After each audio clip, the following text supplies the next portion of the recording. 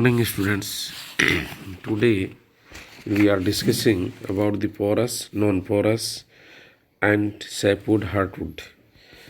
आज के इस टॉपिक के अंतर्गत हम इन चीज़ों के बारे में डिस्कस करेंगे। आपको मालूम है कि सेकेंडरी ग्रोथ के उपरांत पौधों के अंदर जो लकड़ी का यानी कि वुड का निर्माण होता है, जैसे जैसे सेकेंडरी ग्रोथ होती है, बढ़ती है, वैसे वैसे तने की डायमीटर के अंदर वृद्धि होती चली जाती है और उसके उपरांत है जो पौधों के अंदर डिफरेंट टाइप की लकड़ी का निर्माण होता है। तो इसमें हम जब बात करते हैं और ये देखते हैं तो सबसे पहले हम ये देखते हैं कि नॉन पोरस वुड क्या होती है। नॉन पोरस वुड का मतलब ये होता है कि जाइलम के अंदर 4 प्रकार के एलिमेंट्स होते हैं। उन 4 प्रकार के एलिमेंट्स में से एक एलिमेंट जैसे वेसल्स हैं वो अनुपस्थित होती हैं। तो ये अनुपस्थित होने के कारण इनको हमें जो नॉन पोरस कहते हैं और ये एफिड्रा में और जो नीटेल्स फैमिली है उनको छोड़ करके सभी के अंदर ये है जो वेसल्स है जो अनुपस्थित होती हैं और इनके अंदर है जो नॉन पोरस टाइप की वुड मिलती है यानी लकड़ी मिलती है। पोरस वुड, पोरस का मतलब ये है कि जिनमें जाइलम के संपूर्ण एलिमेंट्स हैं जो देखने को मिलते हों। संपूर्ण एलिमेंट्स का मतलब है कि जाइलम के अंदर है जो वेसल्स, ट्रैकेड्स, जाइलम फाइबर्स और जाइलम पैरेन्काइमा, ये सभी ही यानी कि उपस्थित होते हैं और इन वेसल्स की उपस्थिति होती है। अतः ये वाहिकाओं की उपस्थिति के कारण ही इनमें सैरंध्री कास्ट और कठोर कास्ट, पोरस वुड का और हार्ड वुड का निर्माण होता है। इसी प्रकार से कुछ है जो पुरातन बीजपत्रियों की द्विबीजपत्रियों जैसे पौधे हैं, ड्राइमिस में तने में वाहिकाएं अनुपस्थिति यानी होती हैं, वेसल्स उसमें ड्राइमिस में अनुपस्थित होती हैं। तो इसी प्रकार का जो है इनके अंदर पाए जाते हैं। अब पोरस भी क्या होता है कि इनकी व्यवस्थाएं के आधार पर अलग अलग टाइप से मिलती हैं और उनके अलग अलग टाइप से मिलने के कारण इनको हमें जो इसके अंतर्गत रखते हैं।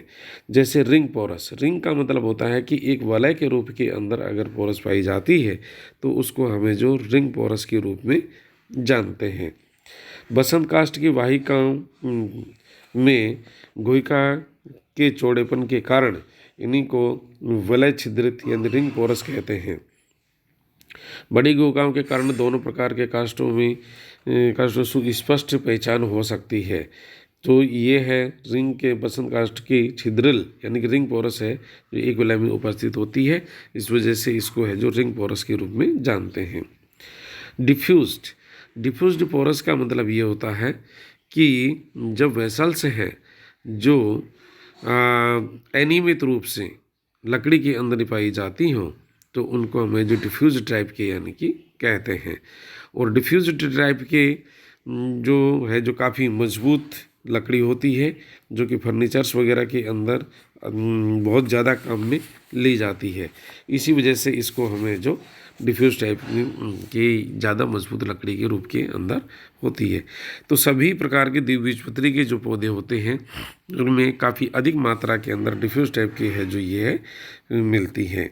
कुछ पौधों के वृद्धि वलय ग्रोइंग पॉइंट्स में बसंत काष्ठ तथा शरद काष्ठ की वाहिकाओं की गुहिकाओं के व्यास में अंतर सुस्पष्ट दिखाई नहीं देता है। इसी कारण की काष्ठ की विपरीत छिद्रिल यानी डिफ्यूज टाइप के होते हैं क्योंकि वृद्धि वलय के यह सामान्य रूप से विस्तृत अवस्था में रहते हैं, इस वजह से इनको हमें जो ये कहते हैं।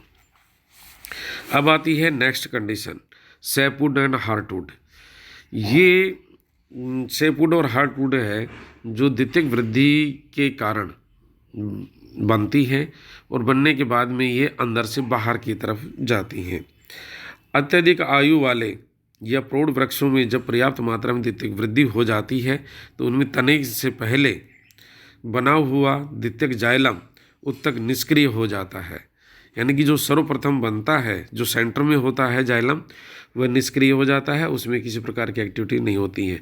तो केंद्रीय भाग में जो स्थित होता है और इसी में लगभग है जो निष्क्रिय द्वितीय जाइलम की कोशिकाओं में है जो रेजिन, टैनिन, ऑयल है और जाइलम बिकम्स हार्ड, यानी जाइलम है जो बहुत ही कठोर होता चला जाता है। और उपरोक्त यह जो ये पदार्थ हैं जिनका संचय होने के कारण इनके अंदर है जो काफ़ी अधिक मात्रा में कठोरता आ जाती है और रासायनिक पदार्थ जाइलम की वाहिकाओं के पास में स्थित निकटतम दूर जो मृदुता कोशिकाएं हैं वे कठोर होती चली जाती हैं। जहाँ पर ये जाइलम की कोशिकाएं वाहिकाओं में स्थानांतरित हो जाती हैं, इनमें है जो रासायनिक पदार्थों के कारण इसका रंग है जो भूरा हो जाता है और भूरे के साथ साथ में इनमें ड्यूरेबिलिटी बढ़ जाती है, यानी कि कठोरता बढ़ जाती है।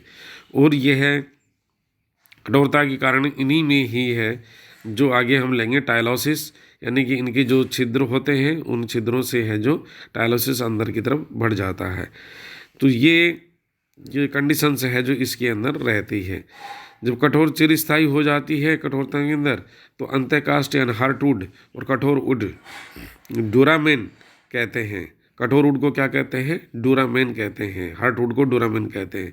अंतःकाष्ठ वृक्षों की विशेष तनों के अंदर ये यांत्रिक बल को कठोरता प्रदान करती है। इनकी कोशिकाओं से टेनिन रेजिन के संचय के कारण सामान्यतः जीवाणु और कवक का संक्रमण है जो भी नहीं होता है। फर्नीचर, लकड़ी की उच्च स्तरीय कलाकृतियों एवं सजावटी सामान बनाने के लिए अत्यधिक उपयोगी हार्टवुड होती है। द्वितीयक जाइलम या कास्ट सेकेंडरी वुड में परिधीय भाग जो कि अपेक्षाकृत सक्रिय, नवीन एवं तरुण जाइलम क्या बना हुआ होता है, इसको रसवुड या सेपवुड कहते हैं, जो कि पीले रंग की आपको दिखाई देती है। इसको अल्बुरनम के नाम से जाना जाता है। अभी ये ध्यान रख लीजिएगा कि इसके अंदर अल्ब्यूरम और डूरामेन क्या होता है। डूरामेन है जो हार्टवुड होता है और अल्ब्यूरनम है जो सैपवुड होती है। यहाँ पर है जो हल्के भूरे रंग और दूसरे रंग की होती हैं। इन्हीं के वृक्षों की जल एवं एग्गुलेशनता खनिज पदार्थों का सक्रिय संवहन होता रहता है इनमें, और रस काष्ठ की कोशिकाओं में सक्रिय इसलिए भी रहती हैं कि इनमें विभिन्न प्रकार के पदार्थ जैसे रेजिन, टैनिन इत्यादि का संचय नहीं होता है तथा ये अवरुद्ध नहीं हो पाती हैं। तो तने में द्वितीयक वृद्धि के कारण सैपवुड के एक के बाद कंसेंट्रिक वलय बनती है तथा इसमें बीतने के साथ साथ में पुरानी रस काष्ठ कोशिकाएं धीरे धीरे अंतःकाष्ठ में परिवर्तित हो जाती हैं, यानी कि हार्टवुड में परिवर्तित हो जाती है। और यह परिवर्तन होते होते तो इनके साथ साथ रस काष्ठ की कोशिकाएं धीरे धीरे मृत होती जाती हैं, जिससे रेजिन, टैनिन, तेल इत्यादि रासायनिक पदार्थों का निक्षेपण होता है। इसमें अनेक प्रकार की है जो जाइलम कोशिकाएं जिनमें टाइलोसिस बन जाता है। टाइलोसिस है जो एक प्रकार का ये मृदुतक कोशिकाओं का बना हुआ एक पार्ट होता है, जो कि इसी के अंदर जो पिट होते हैं, इन पिट के अंदर से है जो एक गुब्बारानुमी संरचना है जो वेसल्स के अंदर या ट्रकीड्स के अंदर चली जाती है। और ये है गुब्बारानुमी वो उसको वेसल्स को है जो अवरुद्ध कर देती है।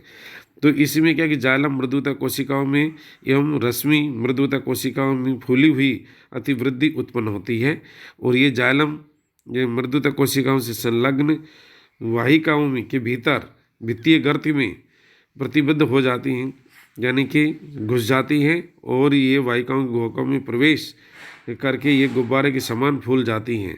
इसी फूली हुई गुब्बारे की जैसी संरचना को जो कि वाहिकाओं या गुहिकाओं की में रहती हैं, इनको टाइलोसिस के नाम से जानते हैं, जो कि डायग्राम में दिखाया गया है।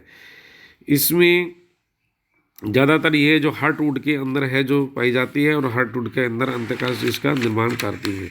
तो ये चीज़ें हैं जो इसके अंदर है जो मिलती हैं। तो ये टाइलोसिस है जो काफ़ी अधिक मात्रा में इनको काफ़ी जो विभिन्न प्रकार के है जो बनाती है, ये हार्टवुड का छपन यानी कि करती है, और इनमें टेनिन वगैरह जो भी निक्षेपित होता है वह इसको कठोरता प्रदान करने में काम करते हैं। धीरे धीरे ये कोशिकाएं हैं जो मृत हो जाती हैं और ये कठोरता के अंदर बना देती हैं इसको है जो। Thank you very much.